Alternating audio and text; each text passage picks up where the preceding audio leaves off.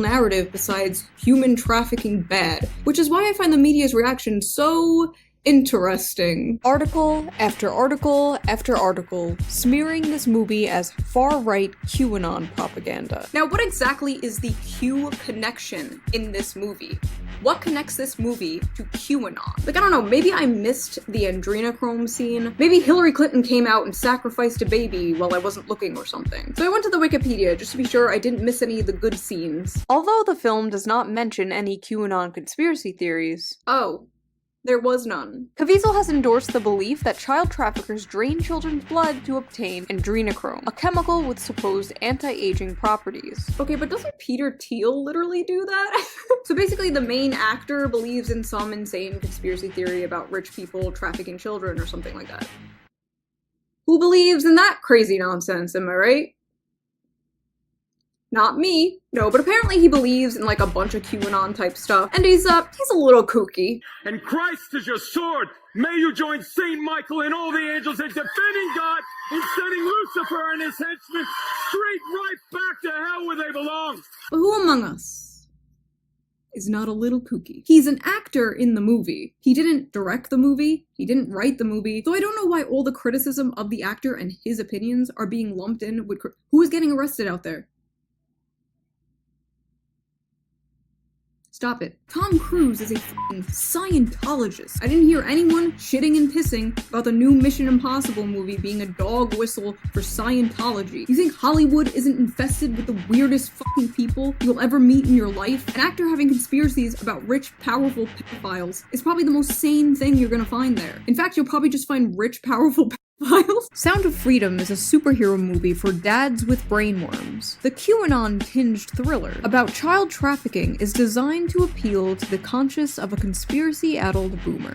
Caviezel, best known for being tortured to death in Mel Gibson's Passion of the Christ. What a bizarre way to describe someone playing Jesus in a movie. That's like someone playing JFK and being like, best known for getting his head blown off by the CIA. Also, yeah, maybe it is kind of a superhero movie for dads. Like Taken. Dads have children and will probably have a lot of empathy for children. It actually shows a lot of men crying. The QAnon movie, destroying toxic masculinity. It's a stomach-turning experience, fetishizing the torture of its child victims and lingering over lush preludes to their sexual abuse. At times, I had the uncomfortable sense that I might be arrested myself just for sitting through it.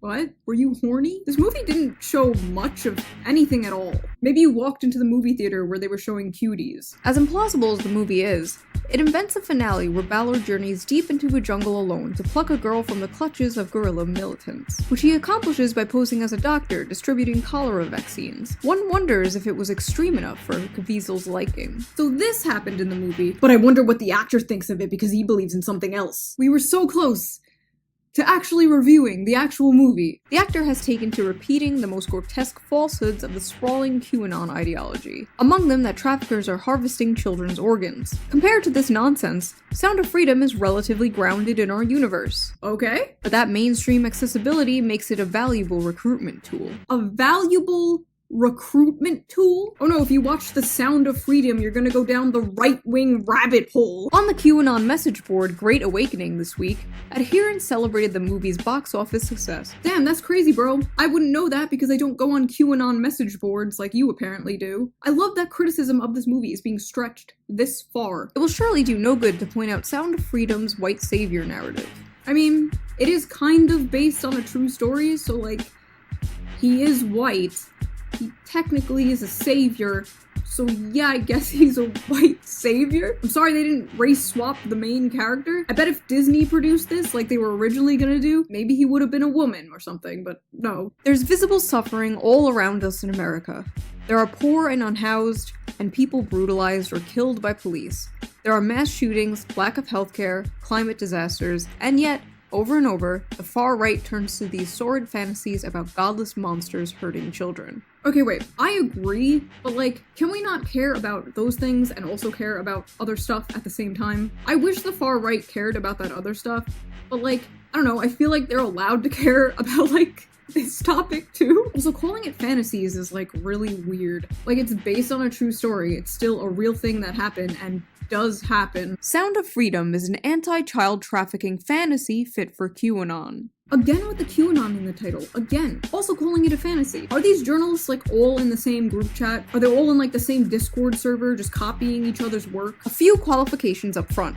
The exploitation of children is a real problem that no one besides the exploiters wants. Well, okay, at least we can all agree on that. And most of the article is just about the actors' opinions. The movie itself is well acted, it looks expensive, and it moves at a rapid clip. I feel no urge to ever see it again, but I can't say I wasn't entertained in some way. Oh! Of course, this is tailored to go down easy. That's how propaganda works. God damn it. Sound of Freedom, the QAnon-adjacent thriller seducing America. I love this. I love this. QAnon tinge. QAnon adjacent. I love how, this has very QAnon vibes, sweetie. It's supposed to just be good enough to turn people away from this movie. Like, I imagine my mom reading this. She has no idea what QAnon is. Like, what does this even mean to the average person? Because they can't call the movie QAnon, because it's not.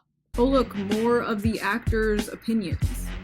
He's a fucking conservative, of course he's retarded. The uninitiated may not pick up on the red yarn and corkboard subtext pinned to a mostly straightforward extraction mission in South America, pretty much taken with a faint whiff of something noxious in the air. Those tuned in to the eardrum frequency of QAnon, however, have heeded a clarion call that leads right to the multiplex. The traffickers are anonymous foreigners, mentioned as rebels, in an unspecified regional conflict with no connection to the alleged Clinton crime family. A coating of plausible deniability covers a film that takes care to be the most anodyne version of itself, all while giving those in the know just enough to latch onto. Yeah, so this movie had nothing to do with QAnon whatsoever, but it secretly did. These strains of scaremongering are absent in the text itself, but they lurk in the shadows. There's nothing bad in the movie, but it's lurking in the shadows. I'm gonna be completely honest, I think you might be the conspiracy theorist here. QAnon and Sound of Freedom both rely on tired Hollywood tropes by Noah Berlatsky. Noah Berlatsky. Noah Berlatsky. Where do I know that name? Meet Noah Berlatsky. Now our friend Noah has some interesting takes. Pedophiles are essentially a stigmatized group. Certain people get designated as deviants. People hate them. Parents are tyrants. Parents is an oppressive class, like rich people, or white people. He also wrote a few blogs on the Prostasia website. Child sex workers' biggest threat, the police. Okay, let's back up for a second. There's no such thing as a child sex worker, Noah. That's called a human trafficking victim. He's the fucking journalist who got mad at me like a year ago for criticizing the Netflix movie Cuties. Angel Studios, which created the thriller, insists that the movie itself isn't related to QAnon, and after sitting through the 2-hour-long movie, I think Angel Studios has a point. The film doesn't explicitly reference QAnon talking points. Instead, in many ways, it echoes and reproduces themes and tropes around trafficking that are common in mainstream Hollywood cinema.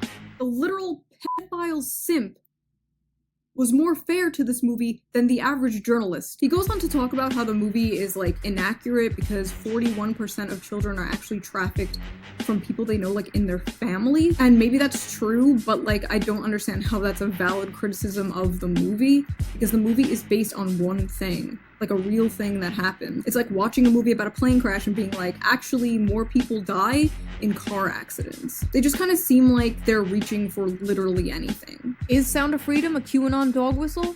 Or is it just another thriller? The answer is that, whatever the filmmaker's intentions, it functions as both. Great, awesome, thank you. Thank you as always, Noah, for your delightful contribution to the discourse. I love this large disclaimer at the bottom here. We do not claim this man.